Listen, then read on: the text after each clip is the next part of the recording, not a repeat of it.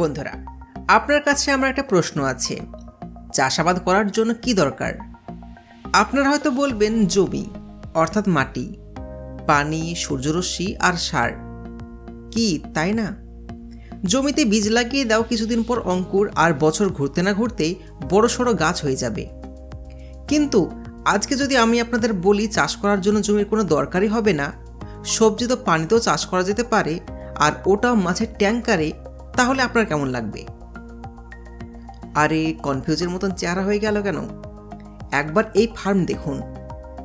এই যে সবজি আপনি দেখতে পাচ্ছেন, এগুলো সমস্ত মাটিতে নয়, ফিশ ট্যাঙ্কারে জন্মেছে। আর এই টেকনিককে বলা হয় অ্যাকোয়াপনিক। আজকের ভিডিও এমন কিছু টপিক নিয়ে সাজানো হয়েছে যা দেখার পর সবার চোখ দাঁড়িয়ে যাবে, আর মুখের একটা উচ্চারণ আসবে, এটা অসম্ভব। হ্যাঁ বন্ধুরা, তো আমরা আপনাদের নিয়ে যাই ব্যাঙ্গালোরের একটি ফার্মে, যেটা ভারতের সর্বপ্রথম আর বৃহৎ অ্যাকোপনিক ফার্ম। এবার আপনাদের জানিয়ে দিই, ভবিষ্যতে এই মেথডের সবথেকে বেশি কেন দরকার। ইওনের রিপোর্ট অনুসারে 2050 সাল পর্যন্ত পুরো পৃথিবীর জনসংখ্যা 970 কোটি পর্যন্ত হয়ে যাবে, আর ভারতের প্রায় 170 কোটি। মানুষ বেড়ে যাবে, কিন্তু জায়গা যতটা ঠিক ততটাই থেকে যাবে, আর আবহাওয়া কখন পরিবর্তন হয়ে যায় এটাও বলা মুশকিল। এর জন্য আজকাল সায়েন্টিস্ট অ্যাকোপনিকের দিকে বেশি নজর দিচ্ছে। এছাড়াও এটা খুবই ইকো ফ্রেন্ডলি, আর সবাই মনে করছে টেকনোলজি রেভলিউশনে এটা ভবিষ্যৎ হতে চলেছে। এবার চলুন আপনাদের দেখিয়ে নিয়ে আসি অ্যাকোপনিক ফার্মিং কিভাবে করা হয়। মাছ অনেকদিন পর্যন্ত ট্যাঙ্কারে থাকার ফলে সেই পানিতে অ্যামোনিয়ার পরিমাণ বেড়ে যায়, আর এই পানি সবজির ট্যাঙ্কারে সাপ্লাই করা হয়। সবজি নিউট্রিয়েন্ট কনজিউম করে, এরপর এই পানি পরিষ্কার হওয়ার পর আবারও ফিশ ট্যাঙ্কারে পাঠিয়ে দেওয়া হয়। এই সাইকেল প্রতিনিয়ত চলতে থাকে, আর এই টেকনিককে বলা হয় অ্যাকোপনিক। এবার আপনাদেরকে বলে দিই, এই মেথডে কোন কোন সবজি আবাদ করা যেতে পারে। তো বিশেষজ্ঞদের মতে আপাতত 14 রকম সবজি আবাদ করা হচ্ছে, আর ভবিষ্যতে বেড়েই চলেছে। এখানে আপনি দেখতেই পাচ্ছেন, আমাদের নিত্যদিনের ব্যবহৃত প্রায় সমস্ত সবজি এখানে চাষ করা হচ্ছে। তার সাথে লাল টমেটো, শসা, এমনকি বেগুনের মতন সবজিও চাষ করা হচ্ছে। এবার আপনাদেরকে বলে দিই অ্যাকোপনিকের লাভ কি। সাধারণত এই পদ্ধতিতে আবাদ করার ফলে সাধারণ সেচের তুলনায় 90% কম পানির প্রয়োজন পড়ে। এই বিশাল বড় এরিয়ার ফার্মে রোজ 200 কেজি এবং বছরে প্রায় 250 টন গ্রিন সবজি উৎপাদন করা হয়ে থাকে। নর্মাল চাষের তুলনায় এই পদ্ধতিতে আবাদ করার ফলে 2 থেকে 3 গুণ তাড়াতাড়ি ফসল উৎপাদন হতে পারে। যদি আমরা মাটিতে চাষ করে থাকি, এই একটা ফসল উৎপাদন হতে একটা পুরো সিজন লেগে যায়। কিন্তু এখানে তার অপোজিটে শুধুমাত্র 1 মাসের মধ্যেই ফসল সম্পূর্ণ তৈরি হয়ে যায়। নর্মাল জমির তুলনায় এখানে প্রতি স্কোয়ার ফিটে অনেক বেশি পরিমাণ ফসল উৎপাদন করা যেতে পারে। এবার হয়তো আপনার মাথায় ঘোরাফেরা করছে যে এই ফসলে হয়তো নিউট্রিশনের মাত্রা কম থাকবে, অথবা এই সবজি খাওয়ার ফলে মানুষের অসুখ হবে। কিন্তু আপনাদের জানিয়ে দিই, বিজ্ঞান বলছে এটা যেহেতু সাধারণ সবুজ সবজি, তো এটা খাওয়ার ফলে কোনো রকম অসুখ আপনাদের শরীরে হবে না। কিন্তু নর্মালের তুলনায় 30 থেকে 40% বেশি মাত্রায় পুষ্টি পাবেন। এর কারণ হলো এতে কোনো রকম কীটনাশক বা সারের ব্যবহার করা হয় না। এবার আপনাদেরকে দেখায় বিশাল বড় বড় ফার্মের মধ্যে কিভাবে এটা চাষ করা হয় স্টেপ বাই স্টেপ, যেন আপনার বাড়িতেও এটা করতে পারেন। তো বন্ধুরা, সব প্রথমে জায়গা সিলেক্ট করতে হয়, আর এর একটা আলাদা স্ট্রাকচার ডিজাইন তৈরি করা হয়। এখানে প্রায় কাজ অটোমেটিক মেশিনই করে থাকছে, কিন্তু এটা আপনারা হাতেও করতে পারেন। এবার আগে থেকে তৈরি করা মাটি, সোলার এই সমস্ত স্ট্রাকচারে লোড করে দেওয়া হয়। এতে দেওয়া থাকে গোবর সার, পুরাতন মাটি এবং অনেক দিনের পুরাতন কম্পোস্ট, আর এই মিক্সার থার্মোকলের স্ট্রাকচারে ভরে দেওয়া হয়। এবার সামনে চলতে থাকে একটা রোটেটিং মেশিন এই সমস্ত ছোট ছোট গর্তে বীজ দিয়ে দেয়, আর এইভাবে অনেকগুলো থার্মোকল স্ট্রাকচার রেডি করা হয়, আর একটার পর একটা সাজিয়ে পাঠিয়ে দেওয়া হয় স্টোর রুমে।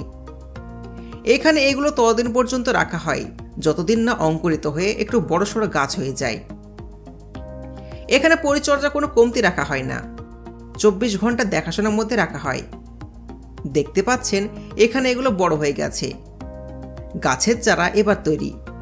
এখন এগুলোকে অ্যাকোপনিক টিউবে লাগিয়ে দেওয়া হয় এবং জায়গা মতো রেখে দেওয়া হয়। কিছু কিছু ফার্মে অ্যাকোপনিক চারা তৈরি করা হয় না, আর নর্মাল চারা এখানে লাগানো যাবে না। তো যে সমস্ত ফার্মে অ্যাকোপনিক চাষ করে থাকে তারা এই সমস্ত বড় বড় ফার্ম থেকে চারা নিয়ে গিয়ে লাগিয়ে থাকে। তারা এই সমস্ত বড় বড় ফার্ম থেকে চারা কিনে আনে আর তারা নিজেরাই আবাদ করে থাকে। এবার কয়েক মাস পর যখন সবজি পুরোপুরি তৈরি হয়ে যায় তখন এগুলোকে ফ্যাক্টরিতে পাঠিয়ে দেওয়া হয়। এখানে এগুলোকে ছোট ছোট প্যাকেটে লোড করে এয়ার টাইট করে মার্কেটে বিক্রি করার জন্য সাপ্লাই করা হয়। তো এটা এমন একটা টেকনোলজি ফার্মিং যেখানে ফার্মারদের সবজি চাষ করার জন্য কোনো আবহাওয়ার উপর ডিপেন্ডেন্ট থাকতে হবে না। পানির কম খরচ হবে, তাছাড়া প্রোডাকশন রেট আরও বেড়ে যাবে 30 থেকে 40%। বন্ধুরা, চাষ করার এরকম সাস্টেনেবল মেথড যেটা ভেজিটেবল চাষ করা ফার্মারদের জীবন পুরোপুরিভাবে বদলাতে চলেছে। বন্ধুরা, আপনার কি মনে হয় এই সমস্ত মাটিবিহীন ফসল আবাদ আমাদের এইদিকে হয় না? হয়তো আপনি জানেন না, আমাদের এইদিকে এমনটা অনেক বছর ধরে হয়ে আসছে। ছাদের ওপর মাছ চাষ এবং তার সাথে তৈরি সুন্দর সিস্টেমে সবজি চাষ। হ্যাঁ, শুনে হয়তো অবাক লাগছে, কিন্তু এখন মাটিবিহীন ও ওষুধবিহীন ফসল আবাদ করা হচ্ছে ছাদের উপর বাংলাদেশে। হ্যাঁ বন্ধুরা, মাটিবাহিত যে সমস্ত রোগ হয়ে থাকে, মাটি না থাকার কারণে সেই সমস্ত রোগ থেকে মুক্তি পাচ্ছে ফসল। তারপরে হাই কোয়ালিটির ফসল উৎপাদন করা হচ্ছে। বর্তমানে এখন আমাদের এইদিকে সেম সিস্টেম ব্যবহার করে অনেক সবজি চাষ করা হচ্ছে। এটা অনেক লাভবান একটা বিজনেস, আর যারা বিজনেস আইডিয়া খুঁজছেন অবশ্যই এটা করতে পারেন।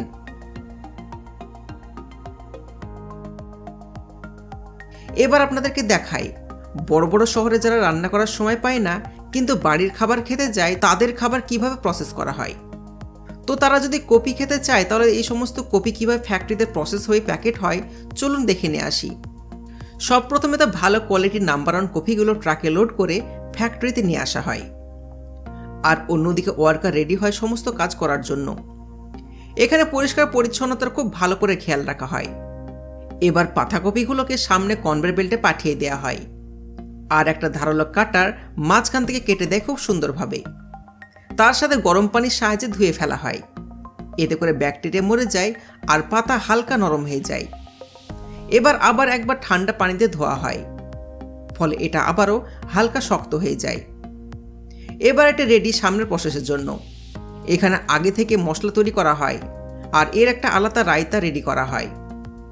এখানে মেশানো হয় আলু, চিংড়ি, পেঁয়াজ, রসুন, আদা, দই, মরিচের গুঁড়ো এবং পানি। এবার এগুলোকে মিক্সিং মেশিনের সাহায্যে ভালো করে মিশিয়ে পেস্ট তৈরি করা হয়। এবার সবথেকে ইন্টারেস্টিং পার্ট, মশলা মাখানো। এখানে দেখুন ওয়ার্কার কি সুন্দরভাবে পাতাকপির উপর রায়তা দিচ্ছে। দেখে অনেক টেস্টি মনে হচ্ছে, আর খেতে তো অবশ্যই ভালো লাগবে। এবার এইভাবে সমস্ত কপির পাতাতে ভালো করে রায়তা লাগিয়ে দেওয়া হয় এবং কনভেয়ার বেল্টে করে ওয়ার্কারদের কাছে পাঠিয়ে দেওয়া হয়। এখানে একজন ওয়ার্কার কপির পাতাগুলোকে ভালো করে প্যাকিং করে দেয়। এবার এগুলো মার্কেটে যাওয়ার জন্য একদম তৈরি। শুধুমাত্র হালকা গরম পানিতে সিদ্ধ করে এটা খেতে পারা যাবে। তো বন্ধুরা, কেমন লাগলো আজকের ভিডিও? আশা করছি অনেক ভালো লেগেছে। যদি ভালো লেগে থাকে তাহলে ভিডিওতে লাইক করার সাথে সাথে আপনার বন্ধু ফ্যামিলির সাথে শেয়ার করুন। আর আপনি যদি এরকম ভিডিও প্রতিনিয়ত দেখতে চান তাহলে চ্যানেলকে সাবস্ক্রাইব করার সাথে সাথে পাশে নোটিফিকেশন বেল আইকনটি অন করে অল অপশন সিলেক্ট করুন। ধন্যবাদ।